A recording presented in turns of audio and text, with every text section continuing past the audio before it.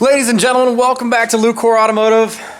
Of course, we are not at Lucore Automotive. As you can see, we are at MKIII Performance, and this is our Mark III 2JZ swap turbo Supra.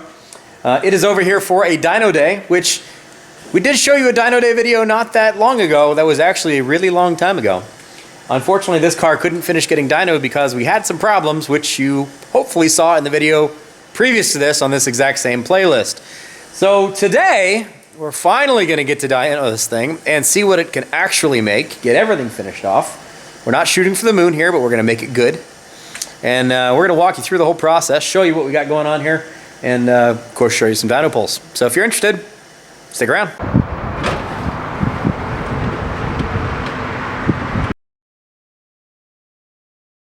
For those of you who haven't paid attention to this entire build process and this playlist that's on this vehicle, this is a turbo Supra. It's a Mark III, originally a 7M GTE car.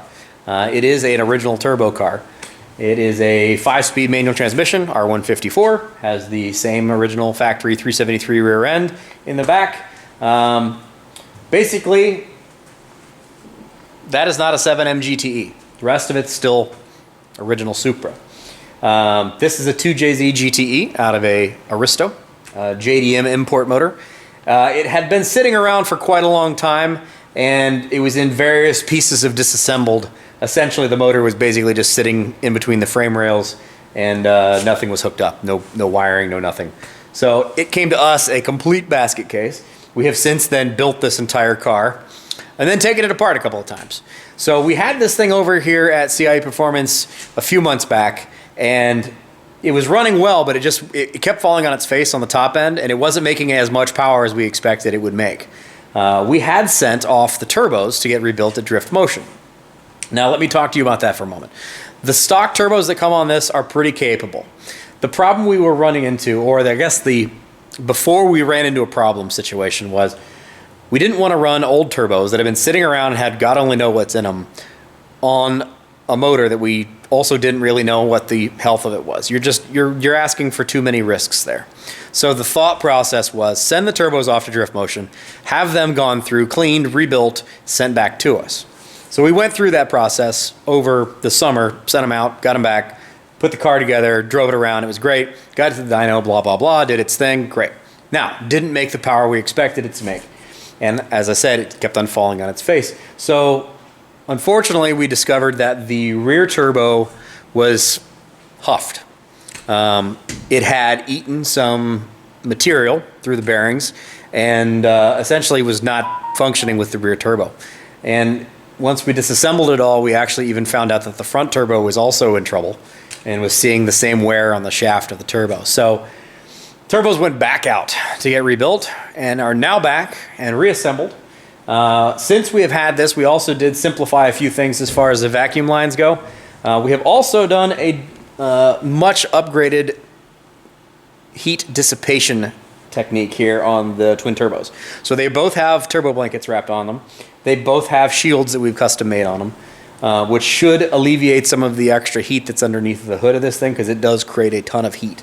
We're going to see how that goes. If it keeps the heat out of the cabin and out of the engine bay, we're going to be in good shape. Otherwise, we also may be wrapping the downpipe on the way out of here. We'll see where that goes at that point in time. So anyway, we're over here now today to get this thing fired up and retuned with two actually healthy turbos. So we're going to show you some dyno pulls, let you hear some sexy 2J sounds, talk to Eric the Wizard. It's going to be fun.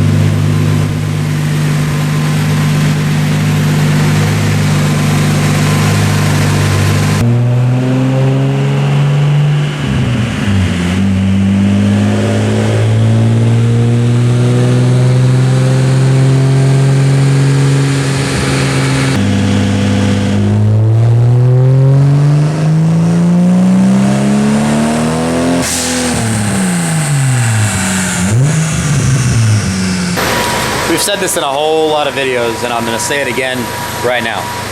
Doesn't matter how good your vehicle is, doesn't matter how well you built it, if the tuning isn't right, doesn't matter.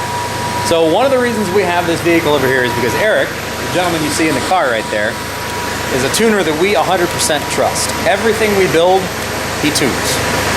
So this is a great car, very, very capable car. But if it's not tuned correctly, it's not going to be able to do nearly what it's supposed to be able to do. It also very well could blow itself up. If you're not paying attention to what you're doing on these things, you can lean them out and blow them up and cause all kinds of different issues. So one of the tricks that we're running into today is the fact that the old setup, when we were trying to figure out why it wasn't running correctly, we had swapped around and deactivated the boost controller, the electronic boost controller, and set up a manual boost controller. As well as a bunch of other things have been changed, so we essentially have to go back and start all over again and start retuning the entire car. Now that's not entirely true. There's a lot of stuff that's still where it needs to be, but there's a lot of things that need to be changed because we did adjust the boost control. Yeah, so you know those dyno videos that you see online where it's like, woo, I made this much power? What they don't show you is this face. Where you stand around for hours fixing things, making sure everything runs correctly and getting your data. I won't show you all that part, but just letting you know, it's not all fun and games.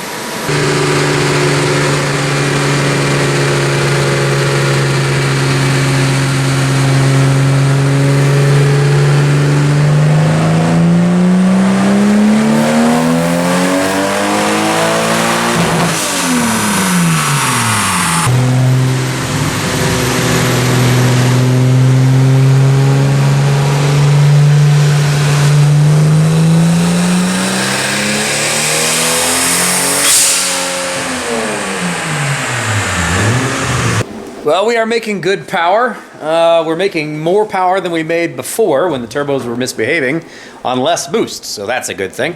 Currently on essentially wastegate plus a little bit. We're making 363 at the tires and 324 foot-pounds of torque. And we've noticed that other than the fact that we're running a little less boost than we were running before, we've developed a bit of a vacuum leak. Because this guy here doesn't have a vacuum cap on it, which is a problem. So some of our power is blowing out of there. So Eric is going to run and grab a vacuum cap for that, and then we start it back up and try it again. Again, this is the non-sexy part about tuning, figuring out all those other things. And this is a car that we've already tuned. Isn't it fun?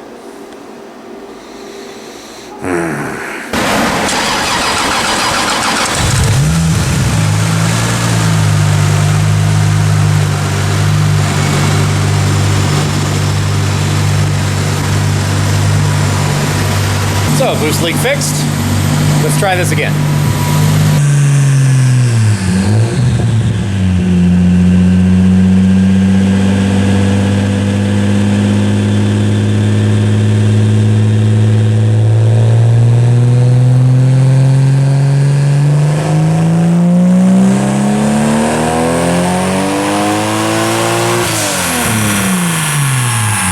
So, Eric jumps out of the car and said, "Hey, did you hear something kind of weird at the end? Did that sound like it fired a blow-off valve?" Like, no, not really. I was back there. He's like, "I felt something. It sounded weird." Well, we fixed this boost leak, but where'd that go? Well, it's right there.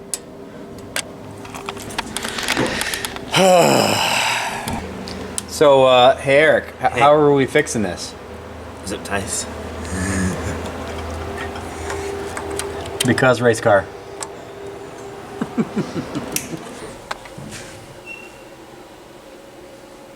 Still working.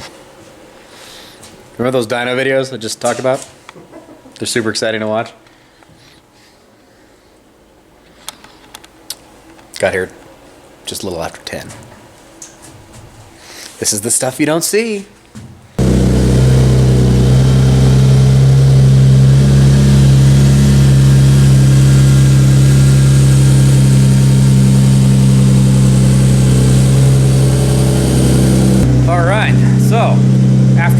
of delay and a bunch of work. Time to make another pull. See if we can get a little bit more boost out of this thing. We'll tell you about what's going on here in just a second, once we make sure we fixed it.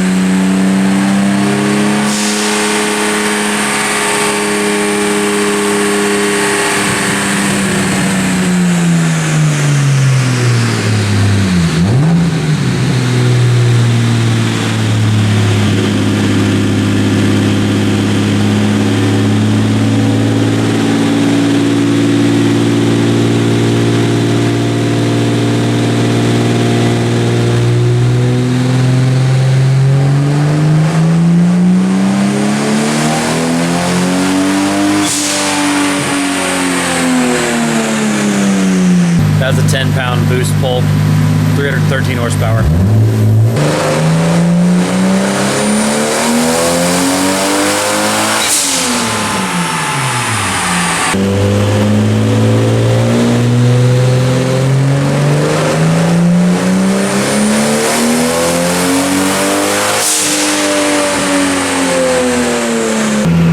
Are you tired of seeing dyno runs yet?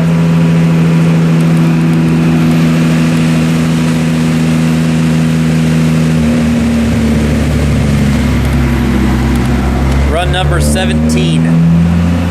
17.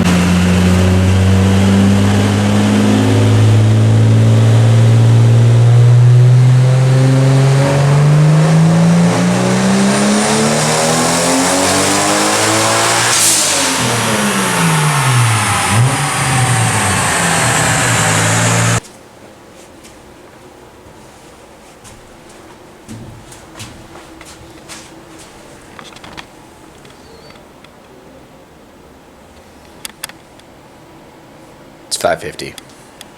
Still working. Isn't tuning fun? So at this point in time, the question is, what's going on? The answer is, not entirely sure. We are not able to build more than about 15 pounds of boost, and it seems like we have something hooked up wrong. So right now we are trying to have a little bit of a powwow and figure out exactly why this thing is not doing what we're telling it to do, because the amount of power we're making for 14 or 15 pounds of boost, it's not quite where it should be, and it's not allowing us to go more than that. So with a brand new turbo set up and everything else is fine, this thing has to be something stupid that we did wrong. So one of those things where you do a true twin conversion and sometimes it doesn't really work very well. There you go. How many hours does it take? Well, it's taken at least 8 today and a bunch of hours before that. So hey, still working at it. We're still gonna make this a fun video, hopefully.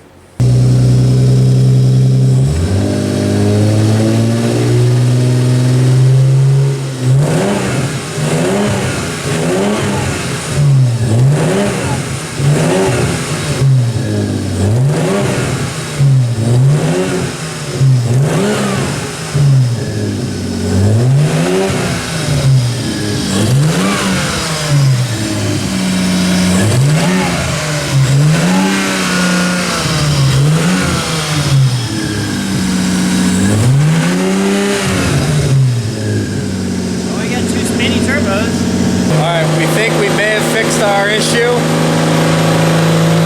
Gonna make one pull, see if it goes over 15 pounds. If it does, we're in business.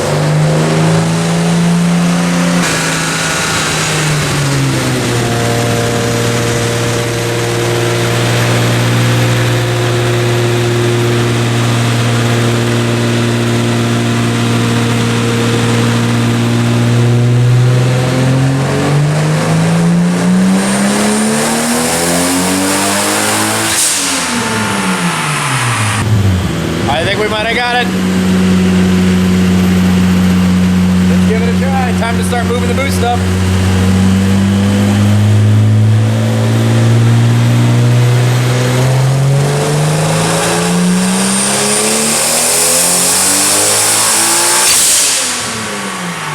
So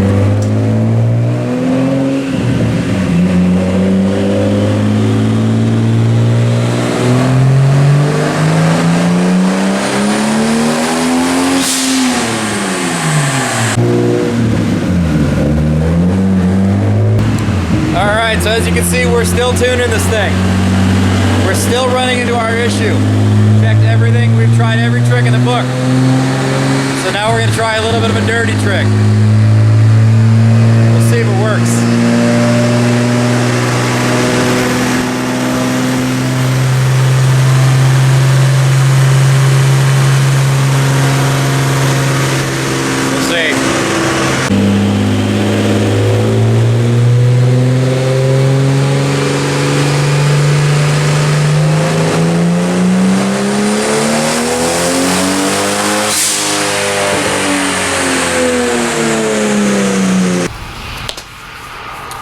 Unfortunately, this story doesn't have a happy ending.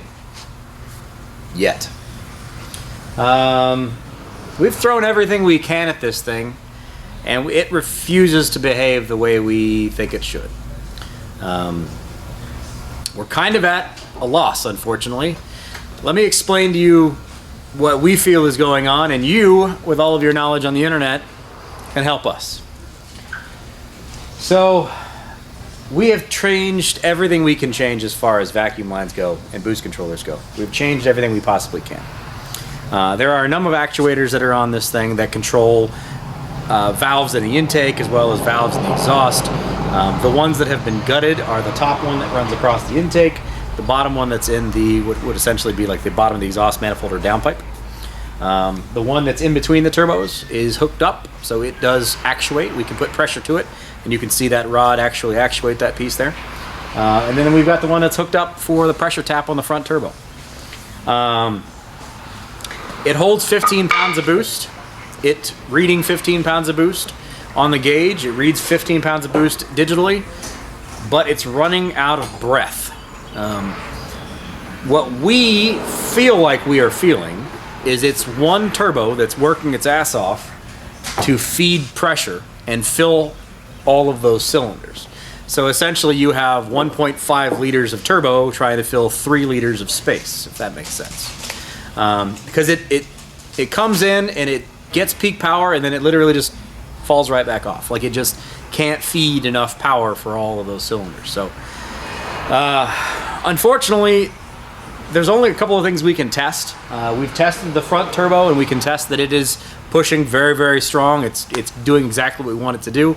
But no matter what we do, no matter how we modify things or change things or move things around or try to cheat the system, it will not run more than 15 pounds of boost. So, and it's got that really weird drop off, which just doesn't make sense. Because realistically speaking, even a healthy stock set of twins should be able to make this much power or more than what these are making.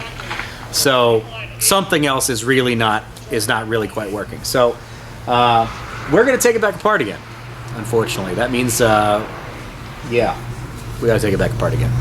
Now we may try to tap that rear turbo so we can get a pressure signal off that rear turbo, because it doesn't have a port for it right as of now. But we may take that off. We may draw that or drill and tap that port and put a nipple on it so we can see what our pressures are in there. But otherwise, we're at a loss, guys. This is one that's been a big pain in the neck. This video has been going for months. Unfortunately, we've thrown 30 dyno runs at this thing, and we've thought we figured out the problem, or we checked this or tried that, and none of it worked. We've talked to Aaron at Driftmotion. We've talked to other 2JZ GTE guys that have done the true twin conversion, and all of them are saying it's all hooked up right. And we've even tried to hook it up not right, and it doesn't do anything different. So it seems like maybe we have a turbo issue again, which is really weird because this thing had no miles on it when we dropped it off. And it's as soon as we started hitting down on the dyno, it was misbehaving exactly the same way it was misbehaving before. So we don't really have a good way to wrap this video up, but I wanted to give you guys some honest ending of how this thing is going. Right now, Jeremy is losing hair and going gray by the day. You can clearly see how much more gray I have over the last year of dealing with this car. And unfortunately, sometimes that's how things go in the project car world, in automotive stuff. A lot of times it doesn't go according to plan. So we try not to gloss over any of that stuff. This one, it's not going according to plan. So if you guys have any questions, or if you have any tips, things we should try, things we should check, because we are probably about to take this car back apart for the I don't want to talk to you about how many times to see if that rear turbo's messed up. But that'll be in another episode. So thanks for watching. I'm glad you guys get to enjoy a little bit of 2J sounds and some dyno pulls. Unfortunately, it's not quite the numbers we want to be able to see yet, but we're not giving up. Time to go back into surgery. That'll be in another episode. Please do click on that subscribe button if you would, please. It lets people know that you're interested into us, and we're always glad to have new subscribers. If this is your first video on this 2JZ swapped 7M GTE car, there's a whole playlist on here that we'll link here at the bottom. You can watch that as well. Everything we've done to it so far is on that playlist. And please do click on that like button, because it lets YouTube and their analytics know that you actually pay attention. You made it this far, and we appreciate that. So we'll see you next time. Time to get back into surgery. Bye-bye. Oh, I hate you.